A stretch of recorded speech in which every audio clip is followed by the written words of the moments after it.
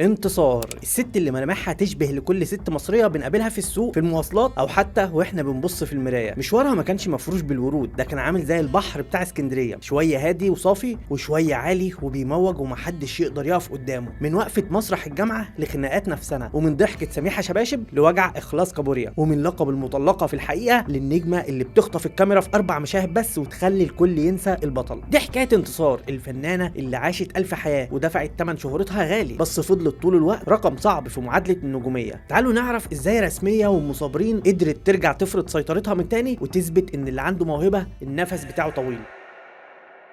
ضعيف قوي يا عم. ده العيال بتموت فيك. عين احسن عمو. ربنا يبارك. عين محي. امال اللي اسمه زكي ده فين؟ زكي في الحمام. يا فرحة امك بيك يا بنت. سيكا اوصف لي شكله، نفسي اشوفه. تشوفي ايه يا صباح؟ انت في نعمة. ايه رأيكم في الكائن العريس ده؟ انا شايفه انه زينة الناس.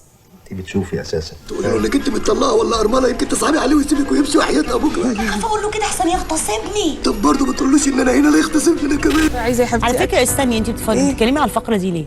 يعني اساسا يعني ايه؟ تشاركي فيها ليه؟ ليه؟ هو كلامه لت وخلاص. بس انا من الموقف ده ومن مواقف تانية، بس انا فعلا ما بعرفش اشتغل في مكان يبقى فيه مشحنات ومش عارف ايه. لا هو ما عندهاش حاجه تتكلم فيها في البرامج، فبتدور على اي حاجه تتكلم فيها. فمين اللي مشهوره؟ مين مشهوره في حياتها؟ ما نفسنا ده كانت اول حاجه هي تعمله. مين اللي مشهوره في حياتها؟ انتصار. فانا طول النهار اسمع سيرتي في البرامج. في اسكندريه سنه 1971 اتولدت انتصار، ومن صغرها وهي حاله فنيه ماشيه على الارض، ترسم وتمثل وبتقلد الكوميديانات بخفه دم ما كانتش موجوده عند حد من جيلها. دخلت تجاره اسكندريه بس عقلها كان في القاهره، وبعدين سابت الكليه وسافرت تدور على حلمها في مكاتب الكاستنج، وبالفعل جالها اوديشن لفيلم المقامر سنه 94 وقدرت تنجح فيه وتاخد الدور. وبعد ما خدت اول دور ليها بالدور ده قدرت تلفت الانظار، وشاركت بعدها في افلام تقيله زي سارق الفرح و100 فل والنوم في العسل. ضربت جوزك ليه؟ عشان مسكنا في خناق بعض. مسكتوا في خناق بعض ليه؟ من الزهق يا باش، هيكون من ايه يعني؟ اصل الواحد وهو زهقان بيعمل اي حاجه. ومن هنا انتصار بدأت تبان واحدة واحدة في الوسط الفني، لحد ما المخرج رأفت الميهي اختارها تشارك معاه في فيلم تفاحة، وده كان خطوة مهمة جدا في مشوارها. والنبي ما انا سايباكي ليله بخليكي تتجوزي وتروحي لهيلتون. قال يعني العريس جه وانا اللي مش راضيه. طب يجي هو وانا اروح معاه الكندة الحسين. خلت اسمها يتكرر اكتر وسط صناع السينما. بعدها بقت وش مألوف في الدراما، وظهرت في مسلسلات تقيلة زي الوتد. قمر يا شيخ طلبي، لبسه فرنجي واكله فرنجي وعامله ايه جو في الدار ما حصلش. وامرأة من زمن الحب. انا كنت خايف ما اجيش. ازاي بقى؟ طالما قلت جايه يعني جايه، بس ما اقدرش اتاخر. ساعه واحده يعني ساعه واحده. ويوميات ونيس، ورغم ان ادوارها كانت صغيره بس كانت بتبني اسمها خطوه بخطوه لحد ما جه فيلم اشغال شقه سنه 98، وده كان البوابه اللي عرفت الجمهور بانتصار النجمه، وبدا معاها مشوار الشهره الحقيقي. حكيت لطارق عني؟ هو في ست عاقله تحكي لواحد عن راجل كان في حياتها حبها وحبيته وبعدين سابها واتجوز غيرها؟ مع بدايه الالفينات انتصار كانت خلاص بتثبت رجليها كواحده من اهم الوجوه الجديده. شاركت في فيلم ايام السادات، لكن النقله اللي خلت الناس تشاور عليها بجد كانت في فيلم اللبيس سنه 2001، والكل بدا يحس ان البنت دي مختلفه وليها كاريزما خاصه. جيت حسب الميعاد اللي كان بينا وباظ، بس انا ولا همني. جبت لك القش والتفتيش ولبست لك الفستان بورده مش ماشي. بعدها ظهرت في سحر العيون واكدت ان موهبتها تقيله. بقى انا يا ولا كل ما افوت عليك الاقيك نازل ديدي دراغي ديدي دراغي مع البنت اللي اسمها كابر. بس هنا بدأت تظهر عقدة في مشوارها. انتصار اتحبست سنين طويلة في عباية الأدوار الثانوية، المنتجين والمخرجين حصروها في قالب الصديقة أو الأخت، ورغم إنها كانت بتسرق الكاميرا في كل مشهد بخفة دمها وموهبتها، إلا إنها كانت حاسة إنها محلك سر، ونفسها تخرج من الدايرة دي وتطلع للخطوة اللي بعدها اللي تستحقها فعلا، لحد ما جه الدور اللي قلب المعادلة تماما في 2003 في فيلم سهر الليالي. انتصار ظهرت في العمل ده في 4 مشاهد بس، لكن ال4 مشاهد دول كانوا قنبلة حقيقية. دنيا صاحبتي، عرفنا بعض من دقيقتين بس. احي انت 4، انت ناوي تعمل عليا حفله ولا ايه؟ خطفت الاضواء من نجوم الفيلم كلهم، وبقت حديث الوسط الفني والجمهور، لدرجه انها اخدت عن الدور ده جايزه افضل ممثله دور تاني. بس بعد سهر الليالي انا خلاص كانه بقى ختم، دي كوميديانه. النجاح ده فتح لها ابواب الدراما والسينما على البحري، وشفناها في ادوار علقت مع الناس زي دورها في مسلسل حكايات زوج معاصر. هل عندكم حمام اضافي؟ عندنا حمام صغير للضيوف. كويس قوي يا مدام، عشان ما بحبش استعمل حمام حد. ودورها في شخصيه سميحه شباشب في مبروك جالك قلق. لو سمحتي الاستاذ مبروك موجود؟ مين اللي بيتكلم؟ ولية امر تلميذه عنده في الاسكوله. وسلسله افلام كوميديه كسرت الدنيا زي عوكل. خد امسك ودي الشاي ده بره للرجاله، بس حاسب يدلي عليك احسن سخن موحوح يبقى التهابات ولحميه. وزكي شان. مستر خيرت is not available now. You can come again. اوكي ثانك يو. كاسكوليا سافا على ميزون. وابو علي. بقول لك ايه، ما تخفي تقومي تستحمي عشان باين عليكي مرهقه وتعبانه وعرقانه. حاضر ميرسي يا طنط. واريد خلعا. طارق اصحى وشوف، ما خلاص مش عارفه الخوف.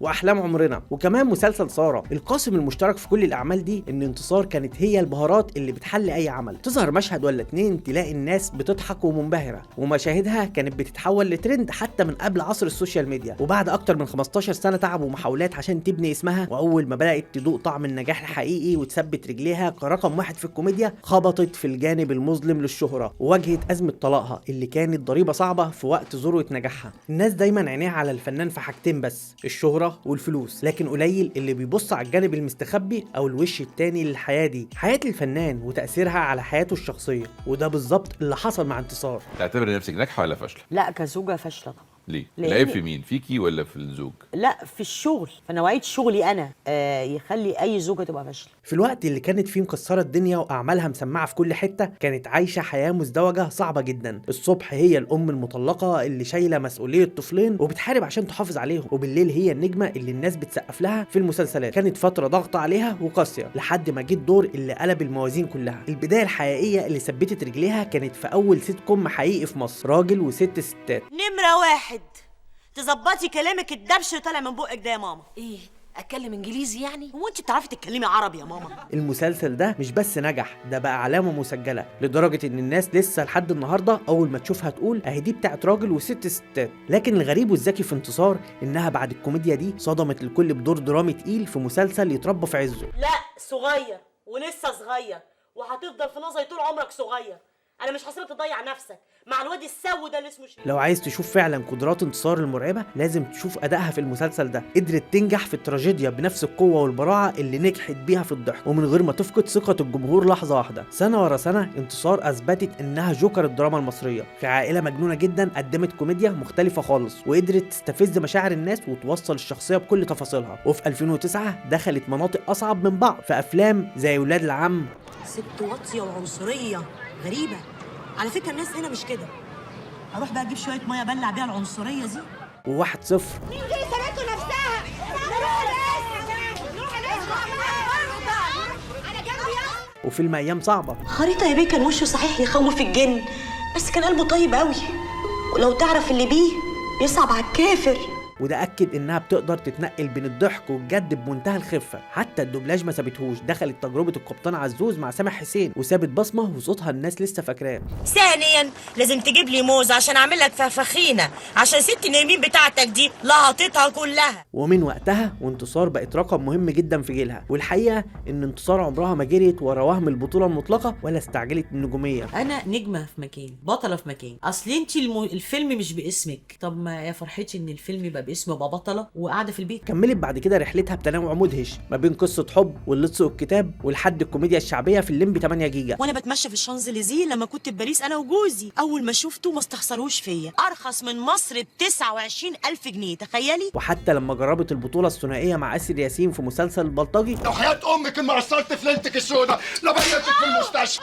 بالحله تضربني بالحله يا واطي يا واطي يا عجيب يا بنت ورغم ان النجاح كان هادي شويه لكنه كان خطوه جريئه في مشوارها. وبين الانسه مامي وابن موت فضلت انتصار تبني في اسمها طوبه طوبه، وكل خطوه كانت بتقربها اكتر للنقله الكبيره اللي هي فيها دلوقتي. نجمه ليها وزنها، بتمثل بجد، وفي كل دور ليها بتلمس قلوب الناس. لكن زي ما بنقول الحلو ما بيكملش، والنجاح الكبير دايما بيبقى سلاح ذو حدين. مع زحمه الادوار وبدايه الشهره اللي بتسمع في كل مكان، انتصار بدات تكسب ثقه في نفسها لدرجه خلتها احيانا ما بتتحكمش في ردود افعالها او قراراتها. الثقه دي اللي كانت سبب في قوتها قدام الكاميرا هي اللي فتحت عليها ابواب مشاكل ومواقف خلت اسمها يتصدر الترند. بس المره دي مش بسبب فنها، لكن بسبب خناقات وتصريحات وحكايات تانية خالص.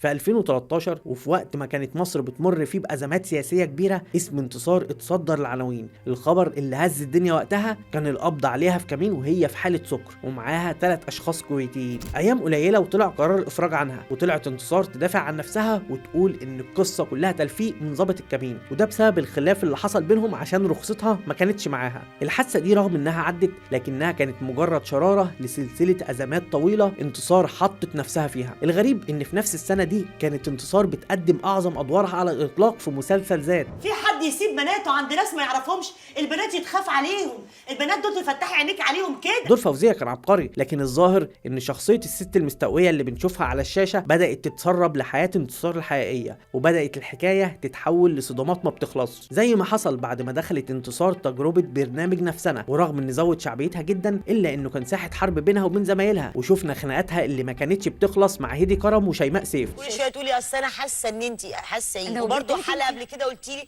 انا عايزه اعبر عن حبي لكل واحده فيكم. ومن هنا الكرة بدأت تكبر، صدر منها تصريحات جريئة جدا عن الأفلام الإباحية قلبت الدنيا عليها وعرضتها لهجوم عنيف. علمك في قناه بتجيب السكس في شكل دراما. ده انت ملمه بالموضوع.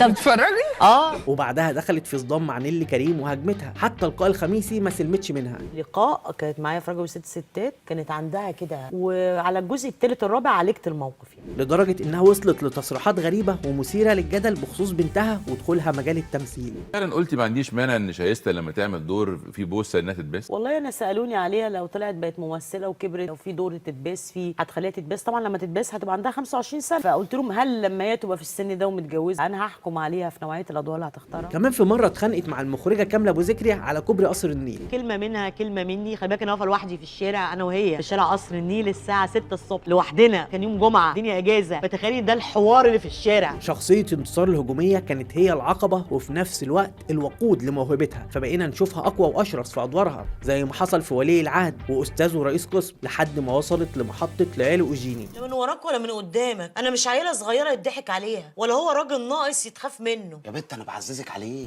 وهناك انتصار رجعت للواجهة من جديد بأداء يوزن ذهب خلى الكل يبصم لها إنها ممثلة من العيار التقيل. لكن بعد النجاح ده وقعت انتصار في فخ غريب في السينما، سلسلة أفلام ورا بعض فشلت تجاريا وجماهيريا وما حققتش أي صدى، زي استدعاء ولي عمرو. ضربت صاحبك حسام وعورته ليه؟ انا يا مس. واخناتهم في مراكش. ايه ده؟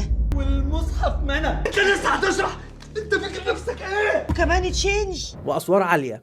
انا حاسه ان هي اللي مش عايزاني يا معب. ما تصدقيش كل اللي بتسمعيه يا مدام، هو في الدنيا بنت مش عايزه امها؟ السينما قفلت ابوابها في وشها لفتره وفضل الحال ده لسنه 2020. المنقذ كان دور رسميه في مسلسل 2 في الصندوق. الشغل يابا هيكون ايه يعني؟ الله يكون في العون، الله يكون في العون يا حبايبي، الحمل تقيل. دور كوميدي على ميه بيضاء ومنطقه لعبها المفضله. المسلسل ده كان بمثابه طوق نجاه وتعويض عن سنين الاخفاق اللي فاتت، ومن هنا انتصار بدات تفهم اللعبه صح وبقت اذكى بكتير في اختيار الادوار اللي تليق بموهبتها وتخليها دايما في منطقه الامان بعيدا عن الفشل السينمائي. ومن هنا انتصار رسمت لنفسها استراتيجيه واضحه جدا في السوق، مبداها هو الانتشار. انتصار ما بتستناش العمل اللي متفصل عليها، هي بتدخل تشارك في اعمال كتير وما بيشغلهاش الفيلم او المسلسل ده هيكسر الدنيا ولا هيعدي مرور الكرام. المهم عندها حاجه واحده بس، انها تتقن دورها بمسطره الاحتراف وتفضل محافظه على مكانها في الكادر مهما كانت الظروف. وعشان كده بنلاقيها موجوده في كل حته، بتشارك في اعمال تجاريه ممكن ما تنجحش فنيا واعمال تانية بتهز السوشيال ميديا. المهم ان بصمه انتصار موجوده، شفناها مثلا بتعافر في دراما متنوعه زي ستات بيت المعادي. لما واحده صاحبتي تقول لك الفستان اللي انت لابساه ده دمه تقيل، هقول دي واحده قليله الذوق، ولو صاحبتك قوي وروحك فيه هرميه من الشباك. واحلام سعيده وتوبه.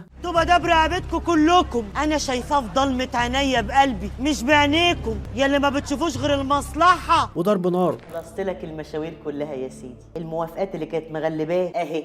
وحتى في السينما التجاريه لما شاركت رامز جلال في احمد نوتردام، فيلم ممكن ما يعجبش النقاد لكنه في الاخر بيحقق ارقام وايرادات وهي عارفه ده كويس. وعلى مدار السنتين اللي فاتوا كانت في حاله نشاط مرعبه ما بين مسلسلات زي اعلى نسبه مشاهده. بس انا بسرق غسيل وسخ ليه؟ قلت لك اعملي اللي انا بقول لك عليه وبس. حاضر.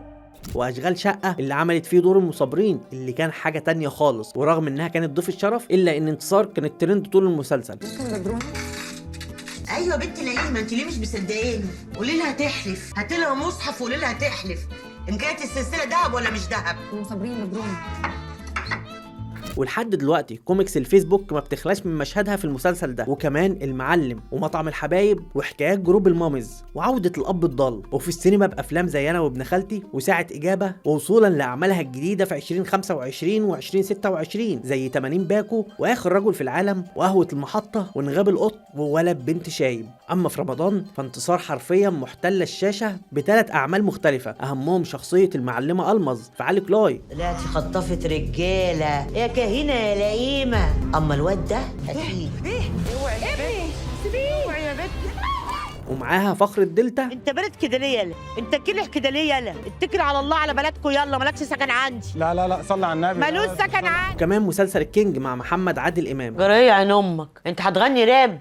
وماله ما يغني راب وانا وانت نعمل دويتو. متخيلين ان كل النجاح ده وكل الاداء الكوميدي الرهيب اللي قدمته انتصار كان من غير ما تدرس فن ولا تمثيل خالص، مجرد هوايه وحب قديم للفن من وهي طفله، وخلال 30 سنه قدرت توصل للي كانت بتحلم بيه من 1994 لحد النهارده. السنين اتغيرت والوجوه اتبدلت وفضل اسم انتصار زي القهوه المظبوطه، ليها ريحه وطعم ما بيغلطش فيهم اتنين. هي مش بس نجمة دور تاني، هي البطله الحقيقيه في كل مشهد بتقرر انها تظهر فيه.